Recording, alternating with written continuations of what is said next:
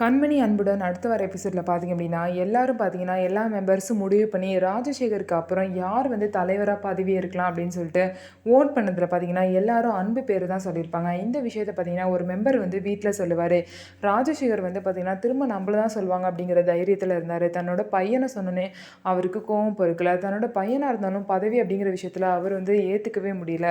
அதனால் பதவியேற்பு விழாவில் பார்த்தீங்க அப்படின்னா ஜூஸில் வந்து ஒரு ஜூஸில் மட்டும் போதை மருந்தை கலந்துருவார். உடனே பார்த்தீங்கன்னா அதை அன்பு குடித்தோடனே அவருக்கு வந்து ட்ரிங்க்ஸ் பண்ண மாதிரி நடக்க ஆரம்பிச்சிருவாரு. அவர் வந்து ஸ்டேஜுக்கு பேசுகிறதுக்கு கூப்பிட்டுருப்பாங்க. ஆனால் அவர் பார்த்தீங்க அப்படின்னா அந்த ஜூஸை வந்து குடிச்சனால அவரால் நிற்க கூட முடியல. ஸ்டேஜில் போயிட்டு பார்த்தீங்கன்னா உளறிட்டு இருக்காரு. நான் டான்ஸ் ஆடணும், ஒழுங்காக பாட்டை போடுங்க அப்படின்னா சொல்லி வந்து அங்கே ரகலை பண்ணிட்டு இருக்காங்க. உடனே கண்மணி எல்லாரும் போய் அன்பை வந்து தடுத்து அங்கேருந்து கூட்டிகிட்டு வீட்டுக்கு போயிடுவாங்க.